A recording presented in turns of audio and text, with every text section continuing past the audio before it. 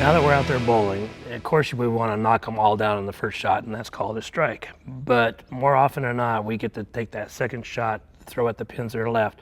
And if we get them and hit them, it's called a spare. But what are some ways that we can get possibly more spares? I think it's really important to have some awareness of where you're starting.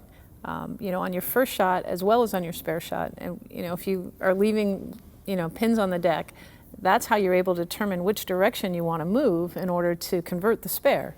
So that's the advantage when we talked about the dots on the approach. Knowing where you're starting gives you an idea what we might have to do to make an adjustment to shoot for the spare. So that big dot that we said that was in the center, that was 20, we want to kind of pay attention where we're standing in reference to that. And then we want to move depending on what pins are left.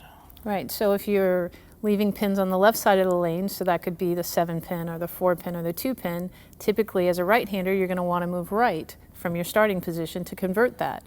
And the amount that you're moving, you don't want to move a huge amount. You're looking for maybe 2 or 3 boards, just a small amount to help you kind of change the angle of your delivery so that it gives the ball a chance to get on that side of the headpin. So it gives you more room for error is what we're trying to do, because you've seen that lane that we had, how long the lane is versus wide. So we won't only moving too much left or right. We want to just kind of change those angles a little bit.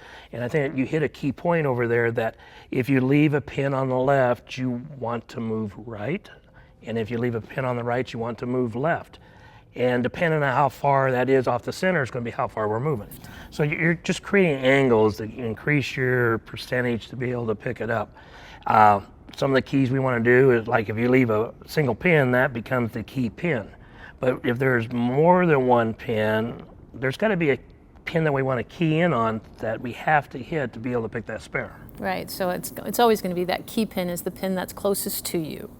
That's the one that you want to kind of zero in on, as you said, and that's going to, odds are, if you hit that, you're going to get all the ones behind it. Yeah, because you have to hit the front pin. There's just no way you can get the spare without hitting that one closest to you.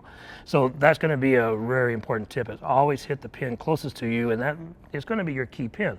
So if you're a right-hander and you leave the 2 pins off to the right-hand side, which would be the 6-10, your key pin would be the 6-pin. Then you want to really focus on hitting that pin. Right, and to do, I guess the converse of that is, as a left-hander, when you leave the 4-7, that 4-pin is going to be your key pin. Now you want the ball to try to hit as many pins as possible. So if you're looking at that key pin, the pin closest to you, that's the pin you want to focus and hit. But kind of visualize where can that ball hit the most pins, because you're going to have more chance of picking that spare if you can get that ball to touch all those pins.